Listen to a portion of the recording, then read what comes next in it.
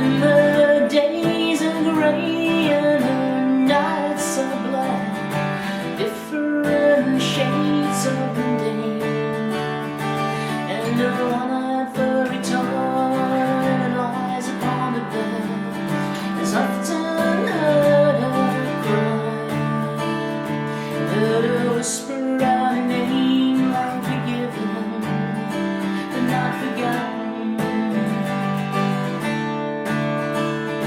You're forgiven, not forgotten. You're forgiven, not forgotten. You're forgiven, not forgotten. You're not forgotten.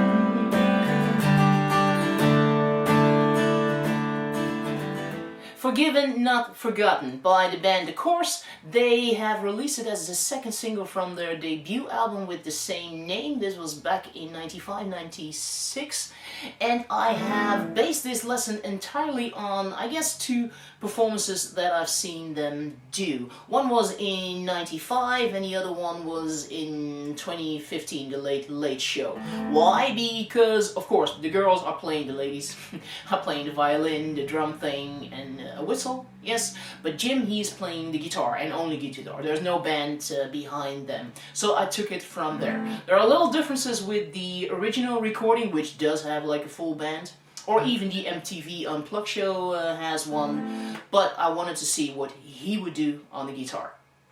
So that's the first thing. And then actually from there it's really easy, because all the chords are an A minor, a C major, a G major, and a D major. The progression is really easy as well, as you could have seen, well, somewhat already, I guess. However, as for those chords, there are a couple of different ways for how he would play at least a few of those. A minor, indeed, as it is, but here and there he actually plays like an A minor add 9 or an A minor 7 add 9. Yes, so you can throw that in here and there.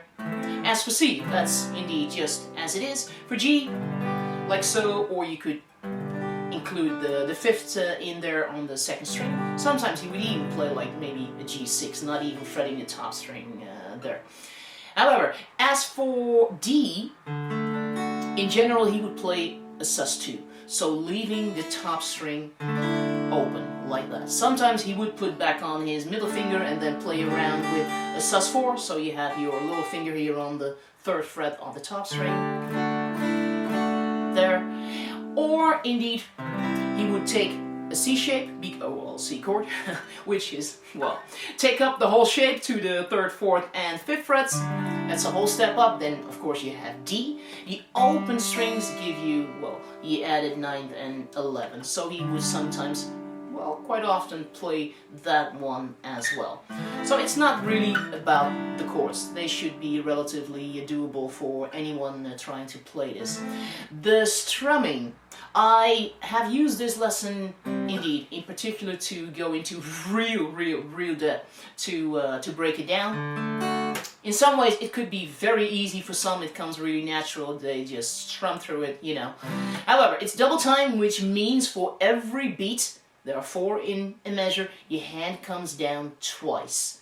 1 and 2 and 3 and 4 and 1 and 2 and 3 and 4. And so in every measure you have 8 downstrokes and 8 upstrokes, which you would call out as 1E and the 2E and the 3E and the 4E and so on. The trick, of course, is to leave out and to accentuate certain spots in the measure. So like I said, for some it comes natural, for others we, well, need to break it down, and I'm doing that in this lesson like thoroughly. Like for example, A minor. Every, well, 1st and 3rd measure starts with A minor. For 2 beats, you could go for, like, for example, 1, 2, and a 3, or 1 and 2 and a 3, or 1 and a 2 and a 3, or 1 and a 2 and a 3. That's just, you know, adding a little bit more with every, well, example that I just played.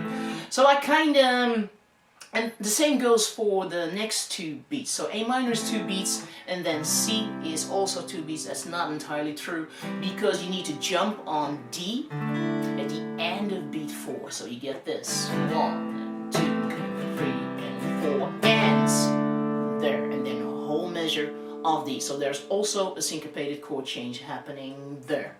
1, 2, 3, 4, and.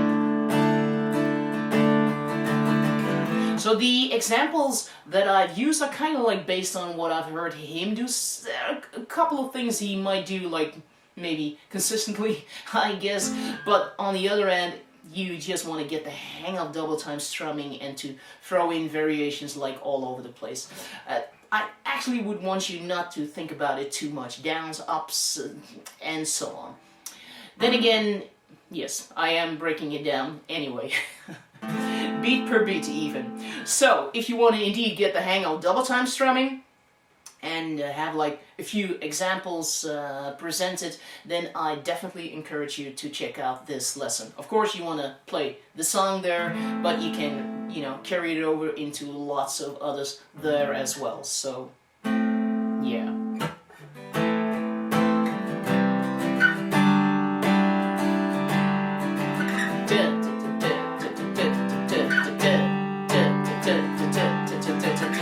Something. Now I'm actually calling it out by just singing it, but in the lesson I will of course point out downs and ups, and I will count. So you gotta also, I'm also going to teach you how to count this. Anyway, the lesson is packed after all. I say check it out at totallyguitars.com.